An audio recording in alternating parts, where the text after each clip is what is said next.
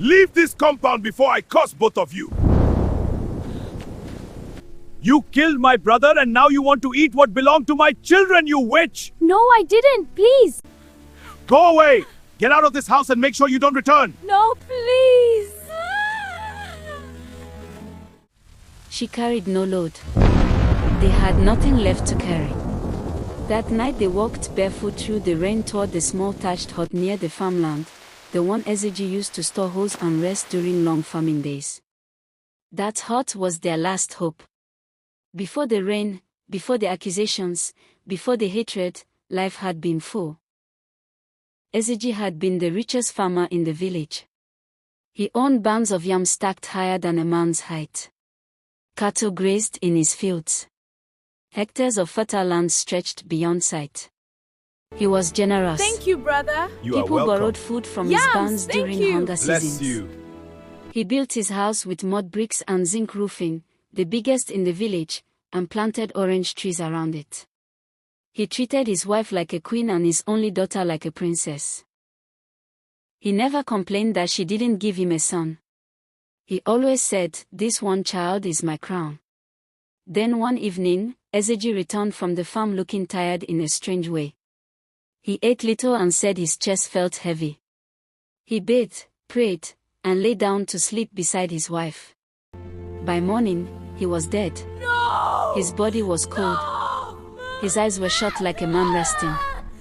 The village gathered. People whispered. Some said it was a spiritual attack, some said it was poison. Some said no rich man dies without enemies. The widow cried until her voice broke. Her daughter clung to her body and screamed for her father to wake up. The brother arrived late to the burial. He stood stiff and watched as they lowered Ezeji into the earth. After the burial, things changed.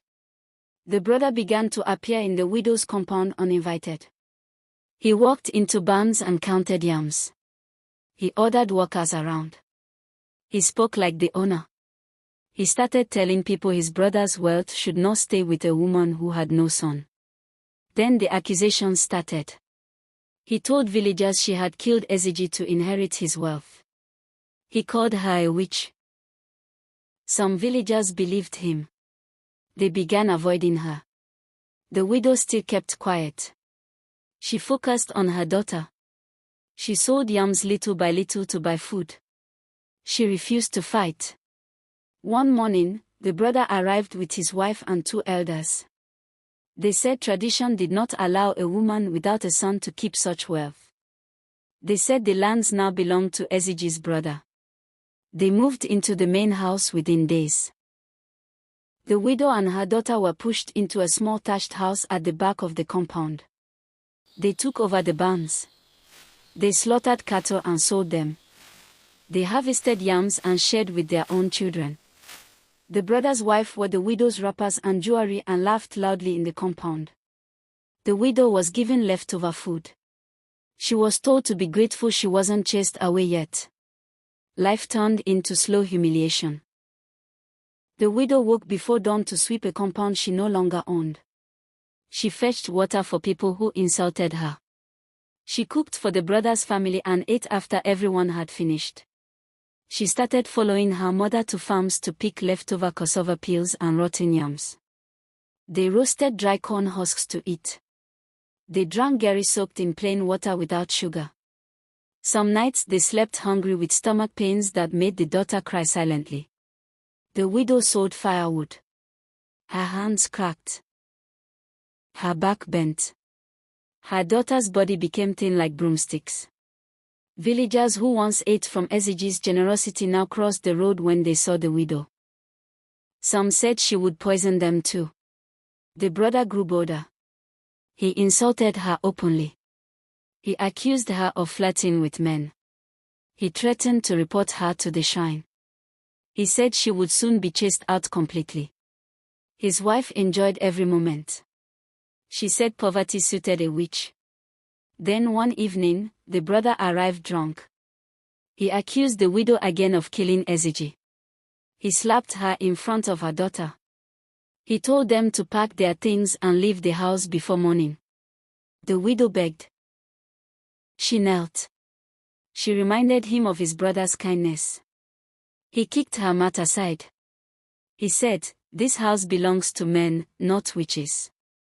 That was how the rain found them on the road with nothing. That was how they ended up in the small thatched hut by the farmland. The hut leaked from all sides.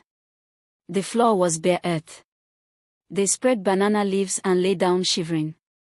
The daughter coughed all night. The widow held her and cried quietly so her child wouldn't hear. Days passed. They survived on wild fruits, roasted corn, and occasional charity from one old woman who pitied them. They trapped rats. They picked snails after rain. They worked on other people's farms for food. Her daughter's feet became cracked and swollen. The widow's eyes lost their brightness. One evening, she walked to Ezeji's grave. She knelt and poured her tears into the soil. She said his name over and over. "Ezeji, look at what your brother has done to us. Ezeji, I am tired. Ezeji, your daughter is suffering." That night, far away in the big house, the brother slept deeply. He saw Ezeji standing beside his bed, wearing the same wrapper he was buried in. Ezeji's eyes were dark and angry. He said, "Return everything you took from my wife and child. If you don't, what took me will take you too." The brother woke up sweating. He sat on his bed shaking. He wanted to go and call the widow immediately. But his wife laughed when he told her. She said, "Do not yield, it's only a dream. A dead man can't do anything." 3 days later, the brother collapsed in the yard. The cold wind that brushed the widow's face that night refused to leave her thoughts. She woke before dawn with her heart pounding. Her daughter was still asleep, curled up on the banana leaves, coughing softly. The widow stared at the leaking roof and whispered Ezeji's name. She did not know why, but her spirit felt restless. In the big house, the greedy brother lay on his mat, unable to move his right side. His mouth drooped. His words came out thick and broken. His wife wiped his face in anger, not pity. She complained loudly about bad luck and useless husbands. She told neighbors he had been attacked spiritually by enemies. But deep inside, he knew the truth. He remembered Ezeji's eyes in the dream. He remembered the warning. The sickness grew worse. He could no longer sit without help.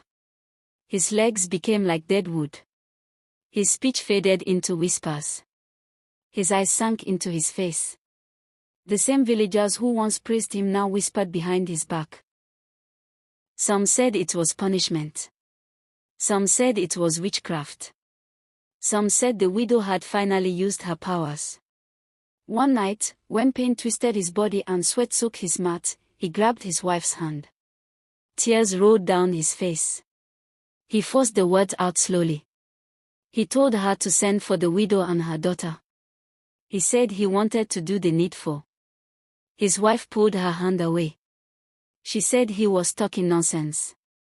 She reminded him of the wealth they now owned. She said returning anything would make them poor again. She said dreams meant nothing. 2 days later, his condition worsened. He began coughing blood. He could barely open his eyes. Fear finally entered his wife's heart.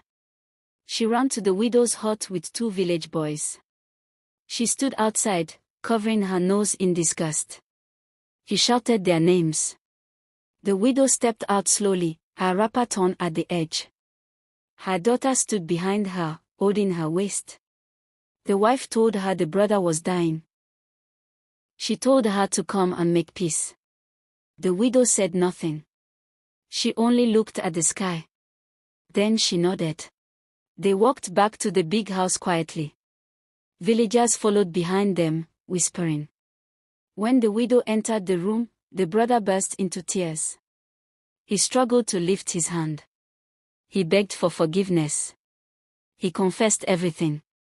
He said Ezeji came to him in a dream. He said he ignored the warning because of greed. He said the sickness was his punishment. He told the widow to take back all the farmland. He told her to take back the barns. He told her to return to her house.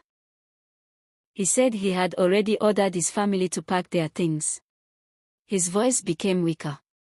He asked her to forgive him. The widow stood still. Tears rolled down her face. She remembered the slap. She remembered the hunger.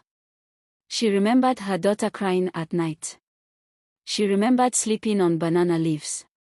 She remembered being called a witch. She knelt down slowly. She said she forgave him. She said she only wanted peace.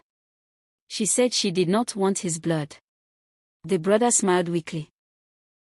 He closed his eyes. His chest rose once. Then it did not rise again. His wife screamed. She fell on the floor and beat her chest. She called his name again and again. She blamed herself. She cried that greed had killed her husband. She cried that she should have listened. Villagers stood in silence. This story teaches us that greed always digs its own grave, the cry of the innocent never goes unheard, and in the end everyone is rewarded according to their deeds, just as the wicked are never truly left unpunished. You've been watching Darby's Tales because every story deserves a voice.